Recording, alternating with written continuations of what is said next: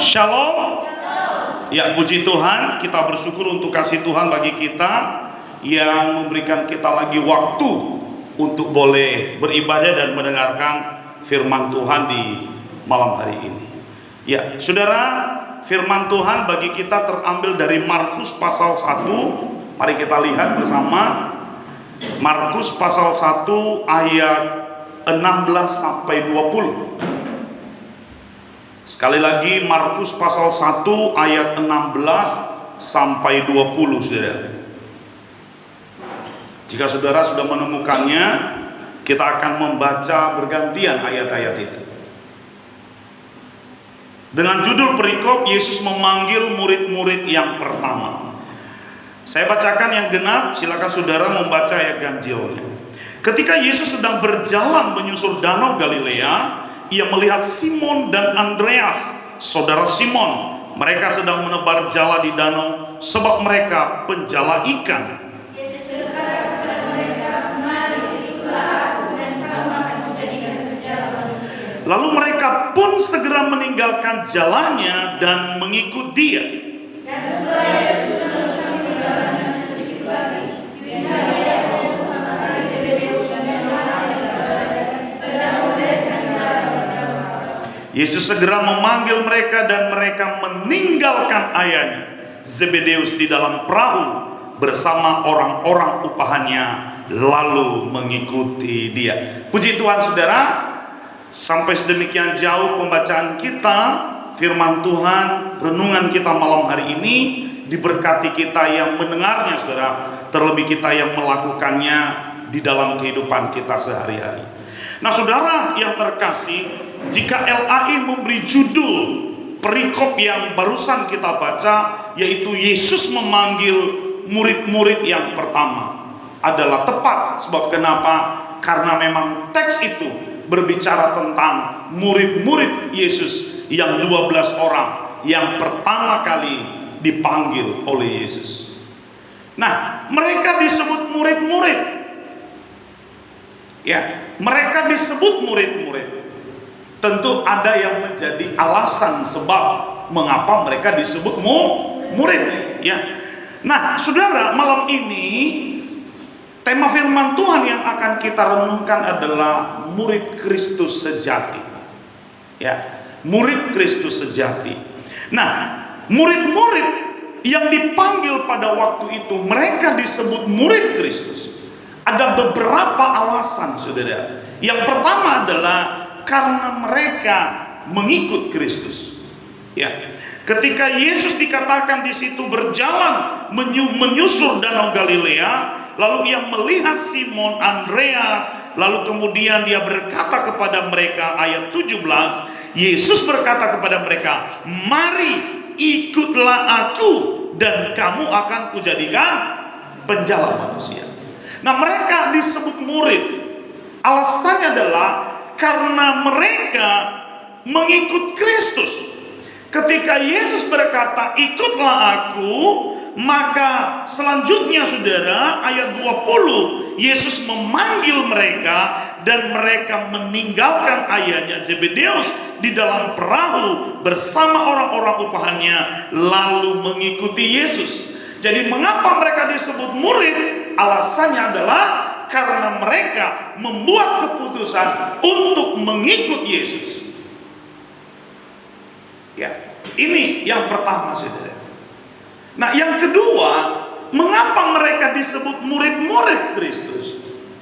Karena mereka belajar dari Kristus. Ya, karena pada waktu itu Yesus disebut guru. Dan mereka adalah orang-orang yang belajar dari Kristus. Ya, mereka mempelajari, mereka diajar kebenaran oleh Kristus. Mereka belajar kebenaran, mereka belajar tentang siapa Bapa sesungguhnya. Mereka belajar bagaimana melayani, mereka belajar bagaimana menjadi pengikut-pengikut Kristus. Maka mereka disebut sebagai murid-murid. Nah, jika itu adalah Yohanes, Simon, Andreas, dan murid-murid yang lain, pada waktu itu saudara, mereka disebut murid. Hal yang sama juga berlaku bagi kita sekarang sebagai orang-orang yang sudah membuat keputusan untuk menjadi pengikut-pengikut Kristus. Kita juga disebut adalah murid Kristus. Amin. Nah, tanda apa saudara yang menunjukkan bahwa benar kita adalah murid? Kalau kita melihat bahwa ada 12 orang murid Yesus dan mereka siang malam mengikuti Yesus selama lebih kurang 3 tahun setengah, kemana-mana Yesus melangkah, kemana-mana Yesus pergi melayani, murid-murid itu mengikuti dia. Dan di antara mereka kita tahu bersama di sana juga ada Yudas Iskariot. Tapi pertanyaannya, apakah semua yang mengikuti dia pada waktu itu bisa disebut sebagai murid sejati? Nah, tentu ada indikator, tentu ada yang menjadi satu standar atau patokan yang menunjukkan, yang membuktikan bahwa seseorang adalah murid Kristus yang sejati. Nah, malam hari ini firman Tuhan akan mengajarkan kita seperti apa sih seorang murid Kristus yang sejati itu. Nah, mari kita lihat yang pertama di dalam Yohanes pasal 8 ayat 31. Mari kita baca bersama indikator yang sangat nampak, yang sangat jelas, ya, petunjuk yang sangat jelas tentang siapa murid Kristus yang sejati. Nah, mari kita lihat Yohanes 8 ayat 31. Kita baca bersama-sama. 2, 3 ya. Maka katanya kepada orang-orang Yahudi yang percaya kepadanya, jikalau kamu tetap dalam firman-Ku, kamu benar-benar adalah murid-Ku. Di sini ada sebuah penekanan yang dikatakan oleh Yesus bahwa seseorang dikatakan benar-benar adalah muridnya, yaitu jikalau orang itu tetap dalam firman-Nya. Kalau saya tanya pertanyaan ini, apakah Anda murid Kristus? Mungkin Anda akan berkata kepada saya, ya, saya murid Kristus. Tetapi indikator apa yang tampak dari hidup Anda yang membuktikan bahwa benar Anda adalah muridnya? Nah, yang pertama, indikator yang pertama yang diberikan, yang dikatakan oleh Yesus, bahwa siapa yang benar-benar adalah muridnya adalah yang pertama, yaitu pelaku firman-Nya, yaitu orang yang melakukan firman-Nya. Dia berkata kepada mereka, jikalau kamu tetap dalam firman-Ku, kamu benar-benar adalah murid-Ku. Kita bisa saja berkata kita murid Kristus, tapi itu akan terlihat bagaimana kita menerapkan, melakukan firman Kristus itu di dalam hidup kita. Apakah kita melakukannya? Apakah kita berpegang kepada firman itu? Apakah kita tetap ada tinggal di dalam firman itu? Apakah firman itu menjadi pedoman kita di dalam hidup ini? Apakah hidup kita dipandu oleh firman Kristus itu? Jika ini tidak terjadi di dalam kehidupan kita, saudara, kita bukan pelaku firman, maka bisa dipertanyakan, apa benar kita adalah muridnya yang sejati? Hanya orang-orang yang melakukan firman-Nya, hanya orang-orang yang setelah ia mendengar firman-Nya lalu melakukannya, maka merekalah orang-orang yang pantas untuk disebut sebagai murid Kristus yang sejati. Tidak berarti bahwa dengan kita punya identitas sebagai Kristen, maka otomatis kita sebagai murid Kristus. Ya, itu tentu harus terlihat dari apa yang kita lakukan. Apakah setiap harinya firman itu kita lakukan, kita renungkan, kita kerjakan di dalam kehidupan kita siang dan malam. Yang saya mau katakan kepada kita malam ini, saudara, indikator yang pertama ini mutlak harus tampak bagi seorang murid Kristus. Ya. Jadi coba evaluasi dirimu. Jika ini tidak ada di dalam dirimu, jika engkau tidak hidup melakukan firman Tuhan, tanya dirimu, apakah engkau benar-benar adalah seorang pengikut Kristus? Apakah engkau benar-benar adalah seorang murid Kristus?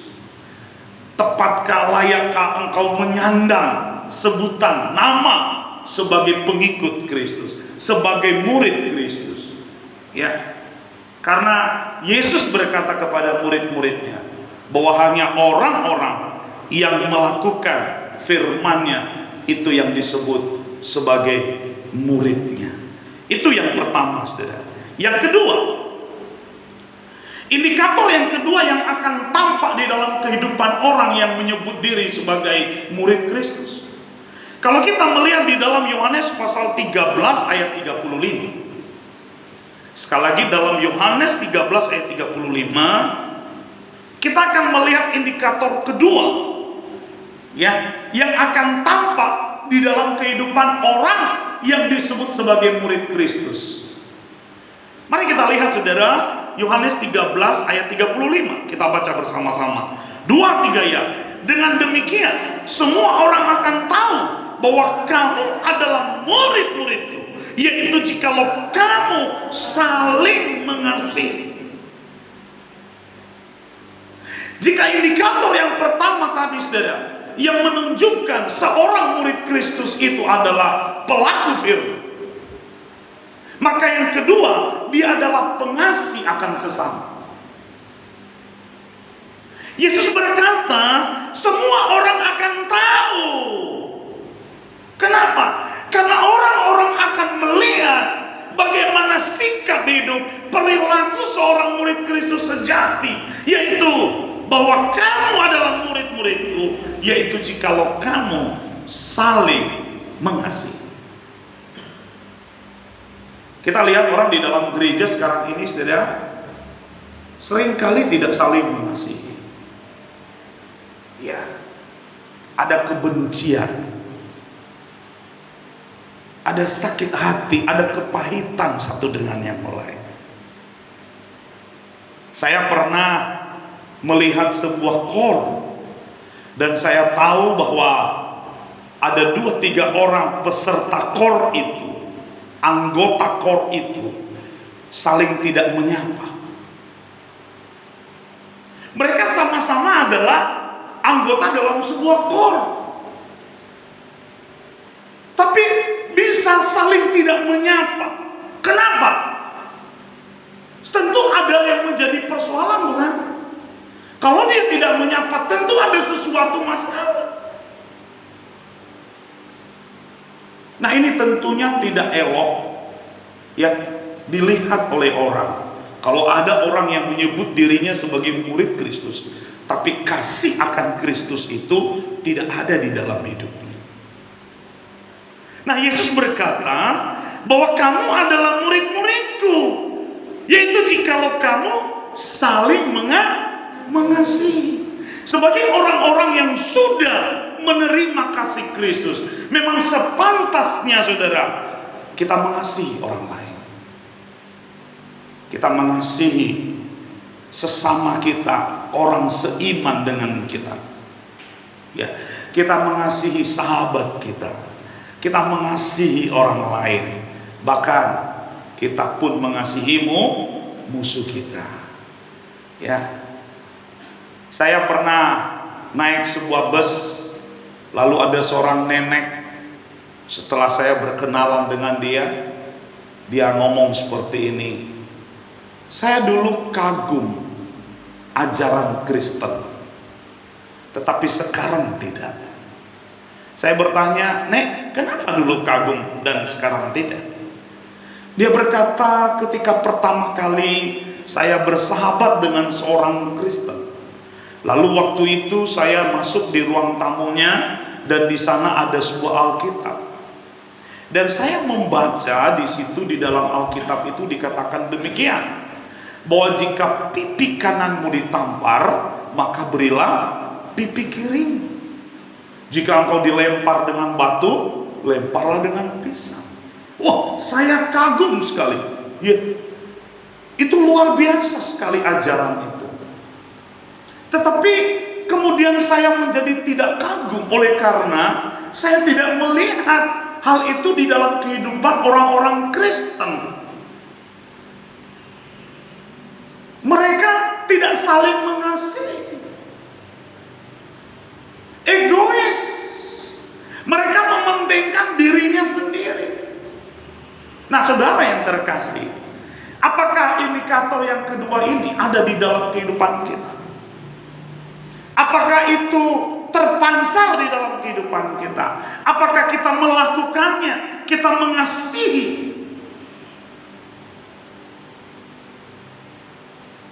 Mari, sebagai orang-orang yang percaya kepada Yesus, sebagai murid-muridnya, supaya semua orang tahu bahwa kita adalah murid-muridnya, maka saudara, mari kita tunjukkan kasih kita kepada yang lain. Amin. Ini yang kita lakukan. Mengasihi bukan berarti kita harus memberi, ya, sebesar-besarnya apa yang bisa kita beri, bukan. Mungkin perhatian, ya, apalagi mungkin pengetahuan yang kita punya. Mungkin kita punya sedikit berkat, ya, kita boleh berbagi satu dengan yang lain, ya. Tetapi kalau misalnya di dalam sebuah gereja lokal, si A mengalami kesulitan, si B mampu, tetapi si B tidak bisa berbuat apa-apa, saya pikir itu menjadi satu tanda tanya besar. Apakah memang betul Anda itu adalah murid Kristus? Ya, mari kita praktekkan. Kita sudah terlebih dahulu menerima kasih Kristus, dan mari kita praktekkan itu di dalam kehidupan kita. Kita mengasihi orang lain, kita mengasihi keluarga kita, kita mengasihi sahabat kita, mengasihi teman-teman sepelayanan kita, kita mengasihi orang yang memang membutuhkan perhatian. Mari kita lakukan, kita praktekkan itu. Supaya apa? Sekali lagi, supaya semua orang tahu bahwa benar kita adalah murid-murid Kristus. Amin. Ya. Firman Tuhan berkata, hendaklah kebaikan hatimu diketahui semua orang. Mari kita tunjukkan. Bukan artinya supaya kita dipuji, bukan supaya kita populer, bukan. Tetapi tujuannya jelas, yaitu apa? Sebagai bukti, tanda bahwa benar kita adalah murid-murid Kristus. Ya, sangatlah ironis kalau kita menyebut diri sebagai murid Kristus, tetapi kasih Tuhan tidak ada di dalam kita. Ya, terlebih mengasihi sesama, mengasihi jiwa-jiwa yang terhilang. Sebagai orang yang sudah menerima kasih Kristus, kasih yang menyelamatkan itu, kasih yang melayakkan kita di hadapannya. Tentu sebagai murid-muridnya, mari kita bagi kasih itu. Mari kita tunjukkan kasih itu. Dengan apa? Dengan menarik mereka kepada Kristus. Ini yang perlu kita lakukan, saudara, sebagai murid-murid Kristus. Amin. Nah, yang terakhir, saudara, apa indikator yang sangat tampak, yang akan sangat kelihatan menunjukkan bahwa seseorang itu adalah murid Kristus? Di dalam Yohanes 15 ayat 8, mari kita lihat. Di sana Yesus berkata demikian. Sekali lagi, Yohanes 15 ayat 8. Dikatakan, dalam hal inilah Bapa-Ku dipermuliakan, yaitu jika kamu berbuah banyak, dan dengan demikian kamu adalah murid-murid. Ya. Nah, yang pertama tadi adalah pelaku firman. Sebagai murid Kristus, kita melakukan firman itu di dalam hidup kita. Kita mempraktekkan, kita menerapkan firman itu. Ya, firman itu berbuah di dalam kehidupan kita. Kita lakukan. Yang kedua, kita sebagai murid Kristus adalah orang yang mengasihi orang lain. Kita mengasihi saudara, keluarga, sahabat, rekan, teman, siapa saja. Kita menunjukkan kasih Kristus kepada mereka. Tapi yang ketiga, saudara, indikator yang ketiga yang harus tampak di dalam kehidupan orang percaya adalah penghasil buah. Apa itu? Penghasil buah. Yesus berkata, dalam hal inilah Bapa-Ku dipermuliakan, yaitu jika kamu berbuah banyak. Ketika kita berbuah banyak, nah dengan demikian kita adalah murid. Kalau kita lihat di ayat 16-nya, Yesus berkata, bukan kamu yang memilih aku, tetapi aku yang memilih kamu. Dan aku telah menetapkan kamu supaya kamu pergi dan menghasilkan buah, dan buahmu itu tetap, supaya apa yang kamu minta kepada Bapa dalam namaku diberikan kepadamu. Nah saudara, kita sudah dipilih Tuhan dari sekian banyak orang di dunia ini. Dari sekian miliar manusia yang ada di dunia ini, Tuhan memilih kita menjadi milik kepunyaannya dengan satu tujuan, supaya kita menjadi orang-orang yang menghasilkan buah. Kita harus punya prinsip bahwa kita hidup di dunia ini, dan itu adalah kesempatan bagi kita untuk berbuah. Coba kita lihat pohon pisang. Tentu saudara tahu pohon pisang, bukan? Pohon pisang tujuannya hidup apa? Untuk berbuah. Coba tebang dia, coba potong dia, mati tidak dia?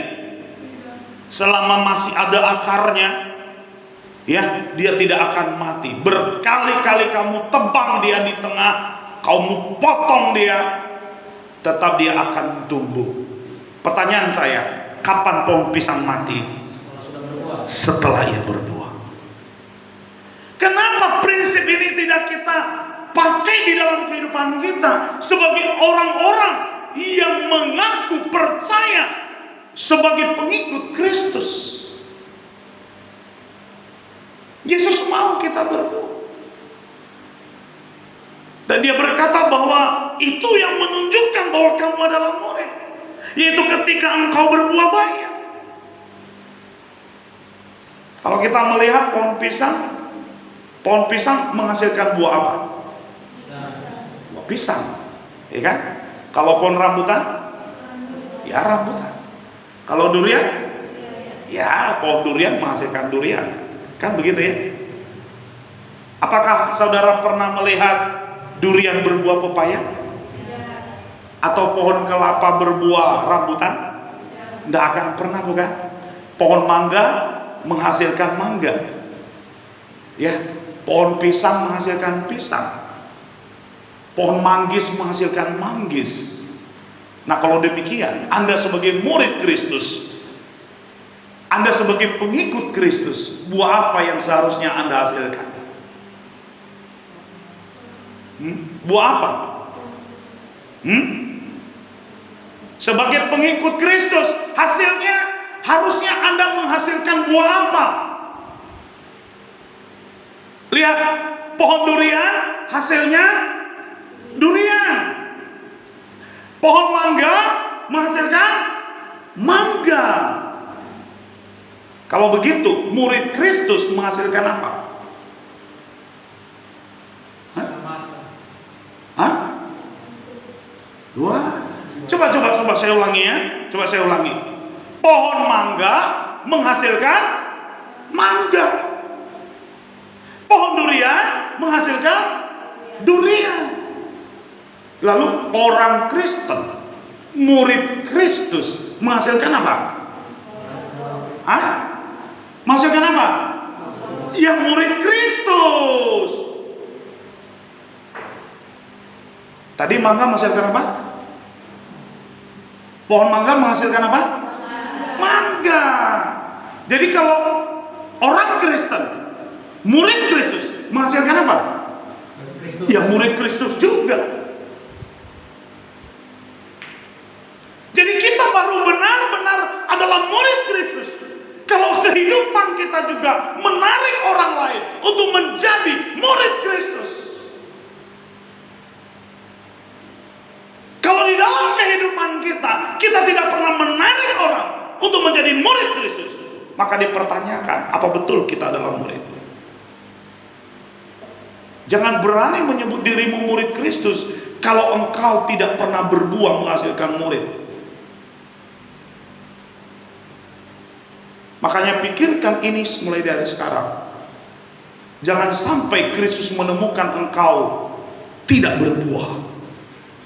Saya ulangi, jangan sampai Kristus menemukan engkau dan tidak berbuah. Satu kali Yesus mencari buah di pohon ara. Ketika dia tidak menemukan buah di pohon ara itu, hanya daun-daunan saja. Apa yang dilakukan oleh Yesus? Dia mengutuk pohon ara itu.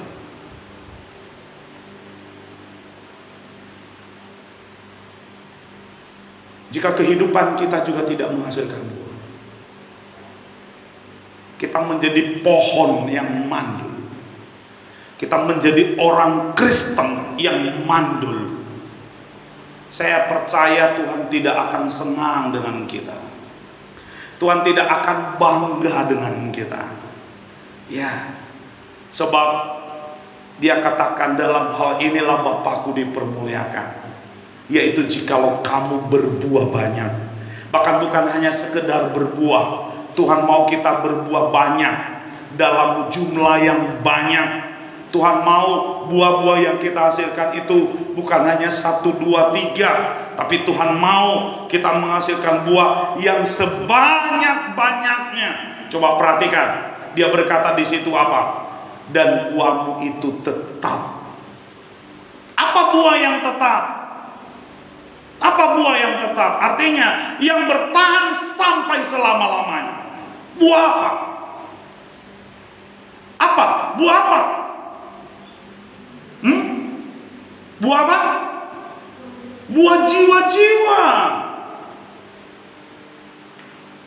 Ya, betapa penting kita memberitakan Injil sebagai murid Kristus. Inilah yang terlihat jelas dari kehidupan para murid di masa yang lampau. Mereka memberitakan Injil, mereka memberitakan keselamatan, mereka membagikan kabar baik kepada semua orang, dan itu membuktikan bahwa mereka adalah murid Kristus. Saya sangat heran melihat murid-murid Kristus di zaman sekarang. Mereka klaim diri sebagai murid, tetapi mereka tidak pernah melakukan perintah Kristus. Kristus berkata, pergilah, jadikan semua bangsa muridku. Yesus berkata, beritakanlah Injil. Tetapi mereka tidak melakukannya. Mereka tidak mengerjakannya. Padahal Kristus sudah memberi perintah, ya, namun tidak dilakukan. Saudara, malam hari ini saya ingin kita mengevaluasi, mengintrospeksi diri kita masing-masing. Sudahkah benar-benar engkau dan saya adalah murid Kristus yang sejati itu? Di mana hal itu terlihat dari buah yang kita hasilkan, yaitu ada jiwa-jiwa yang juga menjadi murid Kristus, yang juga menjadi pengikut-pengikut Kristus dari pelayanan yang kita lakukan, dari pemberitaan Injil kita. Ingat, kita adalah saksi, dan sebagai saksi Kristus kita harus menyaksikan segala apa yang telah dikerjakan oleh Kristus bagi kita di atas kayu salib. Bagaimana ia mati bagi kita untuk keselamatan kita. Ini yang perlu kita ceritakan, ini yang perlu kita bagikan, supaya mereka juga yang mendengarnya, mereka menjadi pengikut Kristus dan menjadi muridnya. Amin. Saya kembali ingin mendorong kita dari mimbar ini malam ini. Yuk, sebelum berakhir waktunya, Selagi masih ada kesempatan, mari kita mengerjakan pekerjaan besar ini, saudara. Mari kita beritakan Injil kabar baik itu kepada semua orang. Sebab itu yang membuktikan, itu yang menunjukkan engkau adalah murid Kristus. Jangan ngomong bahwa engkau murid kalau engkau tidak membawa murid kepada Yesus. Itu makanya Yesus berkata, pergilah jadikan semua bangsa muridku. Dia mau seorang murid menghasilkan murid, seorang murid berbuah murid. Jadi jangan hanya kita dengar firman Tuhan, tapi kita tidak praktekkan.